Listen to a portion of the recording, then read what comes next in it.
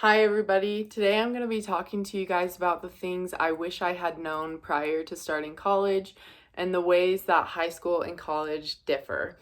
So, before we get started, just a little disclaimer, some of this might be self explanatory to you. It wasn't to me. So, I'm just here to share my personal experience in hopes that it helps some of you. So, let's go ahead and get started. First, I wanted to talk about the two most accessible resources that I didn't even think about. First off, we have the UTA bus pass. You can get this in the Union building. It's free to all Weber State students. It's in your, well, I don't know if I'd say it's free, it's in your tuition, but yeah, you can go ahead and go get it. They will charge you a fee if you lose it and you need another one, but the first one, you're not going to be charged a fee. So I really recommend you go get this, even if you're not necessarily thinking you're going to use it. You never know. So go ahead and go get it, especially where you're kind of already paying for it. And then while you're there, I actually hope you already have this.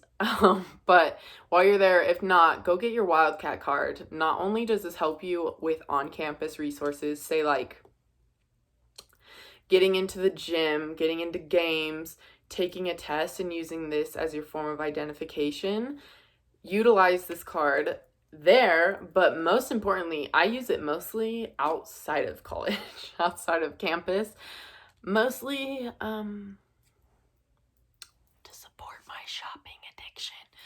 But we don't need to talk about that. But I will tell you, Nike gives you a lovely discount if you show them this card. So get this card, use it for discounts, save your cash. A lot of even local small businesses, especially restaurants that are local, will give you a discount if you show them this card. So go get this card. And then, okay, let's talk about this. Let's go over the dynamics. So basically in high school, the responsibility of your education in high school is not necessarily just yours. It's partially like your parents or the teacher to make sure that they're educating you properly. Well, so let's say either you're missing class all the time in high school, you're not turning in your assignments, you're falling asleep during class, whatever it is, it's likely you're going to receive corrective action. Your teacher is probably going to reach out to both you and your parent to make sure you're basically getting your crap together. So yeah, that's how it works. In college, it's like a complete 180. That is not what's going to happen. Your professors aren't even allowed to talk to your parents about your education unless you sign a form. So yeah, no, it's your responsibility to make sure you show up to class, you turn in your assignments online, and most importantly, that you're communicating.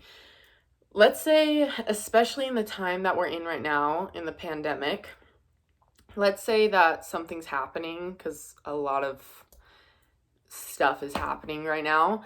Just make sure you're communicating with your professor, because if you just stop showing up to class or just kind of go ghost on your assignments, whatever it is, you're probably going to receive one of two professors.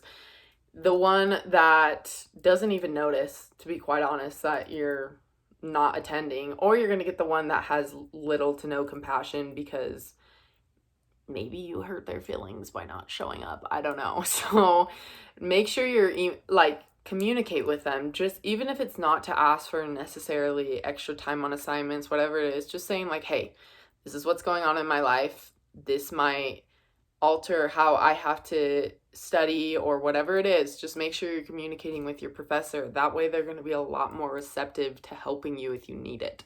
So just be aware of that. And then I wanted to talk about this one really quick before I forget it. The key to success in college is learning how you study. It seriously is. If you're thinking there's a kid in your class that literally is like the teacher's pet and knows the answer to everything, it's not because they're some pre-made genius. I can tell you it's not. It's because they know how to study. Whether that's for them, it's flashcards, doodling in their notes, Cornell notes, using voice memo to repeat things to you. I don't know, whatever it is, figure out how you study, and I can tell you, you are going to excel in school. you are going to go so far. And not only that, it's going to relieve a lot of stress for you.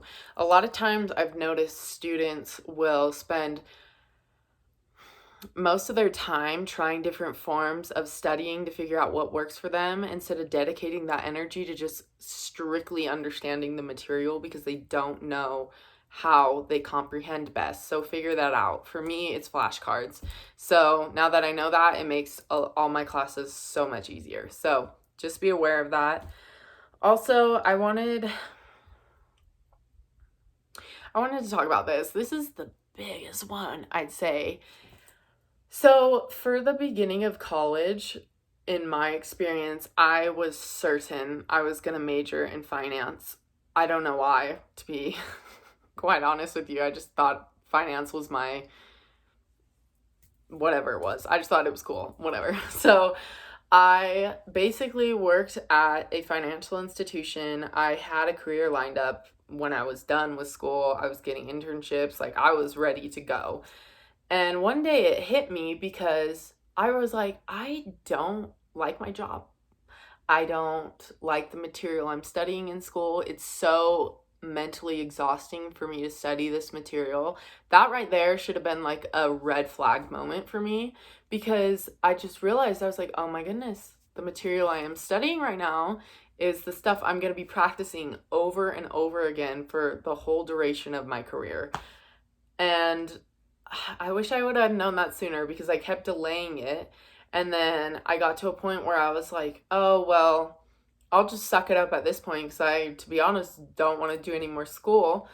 But then I looked at it in the big picture. I much rather sacrifice a few more years of school to be able to do something for the rest of my life that I find fulfilling and that makes me happy. So I did change my major now, and it's something that I actually like to do. Studying, don't get me wrong, the material is hard, but I love it. I love to study. It doesn't mentally and emotionally exhaust me because there were many times I had mental breakdowns and cried. So yeah, just be aware of that. And another huge red flag is if you are majoring in a degree and the classes that are required for you to get that degree, you can barely pass, that's a red flag. If you don't understand chemistry, don't major in chemistry. Like, that may seem simple, but if you can barely, don't get me wrong, there is that idea that college is super hard and super challenging, and it's because it is, but it's not hard to the point of you failing your classes. At that point, to be honest, it's probably a lack of effort. So if you can barely, I'd say even maintain a B in that class, like for me, in my finance class, I could barely maintain a B because I hated it so much. That should have been my red flag. If I'm not good at it in college, I'm not going to be good at it in my career field. So make sure if you're majoring in something, you're actually good at it. I would just recommend that. And yeah, so basically that's what I would recommend for you to do. Make sure you're paying attention to that stuff, definitely, because I didn't. And lastly, I really want to talk about this because if you're like me, you're a perfectionist. I thought I needed to have a 4.0 and be perfect at everything. And while achieving high goals is a goal of mine, I completely lacked balance the first year I started school. I spent all my time studying. I stopped going to the gym. I stopped hanging out with my friends. I stopped doing anything that I liked because I was studying the whole time. And that led me to a breaking point where I literally couldn't physically study anymore. I couldn't.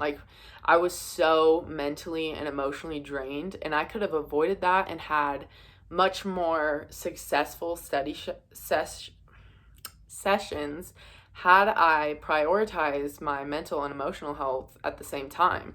It's okay for you to take a break if you need a break. It's okay to get some physical activity if that's what you need. It's okay. Just listen to yourself.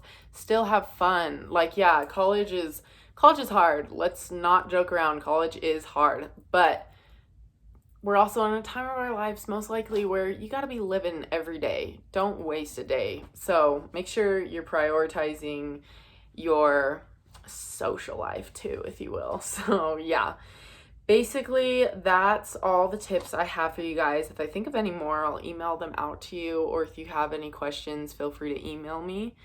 But yeah, I hope you guys are having a great day or night whenever you're watching this. I don't really ever know how to end these, so I'm just gonna say bye. Bye.